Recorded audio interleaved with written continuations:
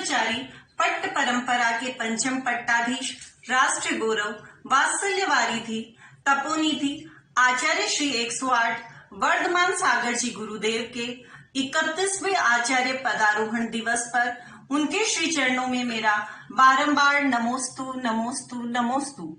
मैं संगीता जैन, झुमरी तिलैया से, उम्र 43 वर्ष, आप सभी के समक्ष मेरे गुरु मेरे वर्धमान इस विषय पर अपने विचार रख रही हूँ। इस भारतवर्ष की पावन धरा पर समय समय पर कई ऋषि मुनियों ने जन्म लेकर श्रमण संस्कृति की परंपरा को जीवंत रखा है। इसी क्रम में 18 सितंबर 1950 को पिता श्री कमलचंद जी पोरवाड़ के यहाँ माता मनोरमा देवी की कोख से एक यशस्वी बालक यशवंत ने जन्म लेकर मध्य प्रदेश के सनावद नगर को धन्य कर दिया।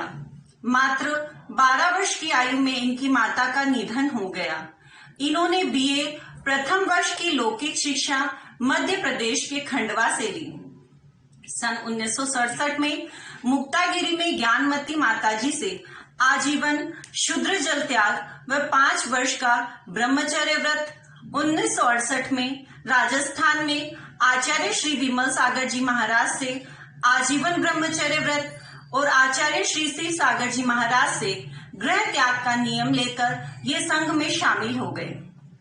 24 फरवरी 1969 को श्री महावीर जी में आचार्य धर्म सागर जी महाराज से इन्होंने मुनि दीक्षा ली। मुनि दीक्षा के उपरांत गुरु ने इन्हें वर्धमान सागर नाम दिया। इनके जीवन में कई उपसर्ग आए। 19 वर्ष की अल्प आयु में ही इनके नेत्रों की रोशनी चली गई। तब पर भी बिना डॉक्टरी इलाज के खानिया जी में पहाड़ी पर स्थित श्री 1008 चंद्र प्रभु भगवान की वेदी पर मस्तक रखकर आचार्य पूज्यपाद द्वारा रचित शांति भक्ति का पाठ स्तुति करने से प्रभु भक्ति के चमत्कार से आंखों की रोशनी पुनः आ गई। इतना ही नहीं, धरियाबाद विहार के दौरान मुनि श्री की वाणी अवरुद्ध हो गई। जैसे ही उन्होंने दीक्षा गुरु आचार्य श्री धर्म सागर जी महाराज के श्री चरण स्पर्श कर गुरु भक्ति की और नमोस्तु निवेदन करते ही इनकी वाणी पुनः प्राप्त हुई। सच ही है, एक गुरु ही शिष्य के जीवन की बागडोर संभाल सकता है। गुरु के बिना तो जीवन अधूरा है। गुरुओं का आशीर्वाद सदैव अपने शिष्यों पर रहता है और उनके उपसर्ग दूर करने में निमित्त बनता है। इन्होंने शिक्षा गुरु शुभ सागर जी महाराज से कई सैद्धांतिक ग्रंथों का अध्ययन किया। कई ग्रंथों के प्रकाशन में अपना महत्वपूर्ण योगदान दिया। सीकर प्रवास के समय आचार्य धर्म सागर जी महाराज का रत्नत्रय काफी खराब होने से गिरते स्वास्थ्य से संघ ही नहीं अपितु संपूर्ण समाज चिंतित था।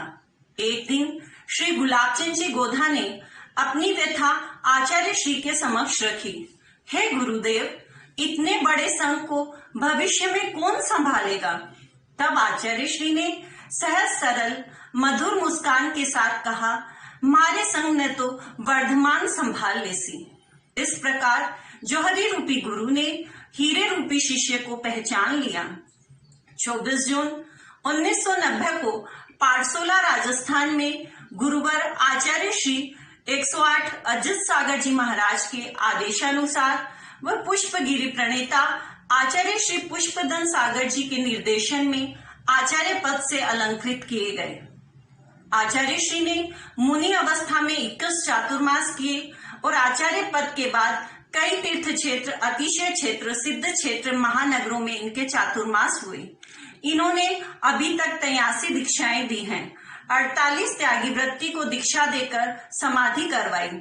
आचार्य श्री में वात्सल्यता, गुरुओं के प्रति समर्पण भाव, छपक साधुओं की वैयावृत्ति, कार्य कुशलता जैसे गुण देखते ही बनते हैं। अंत में मैं अपनी वाणी को विराम देते हुए इतना ही कहूंगी, आंसू को कभी आंखों में भरने नहीं देते, चेहरे पे कभी दर्द उभरने नहीं देते। इतने दयालु है मेरे गुरुवर, मैं टूट भी जाऊं तो बिखरने नहीं देते। जय जिनेंद्र।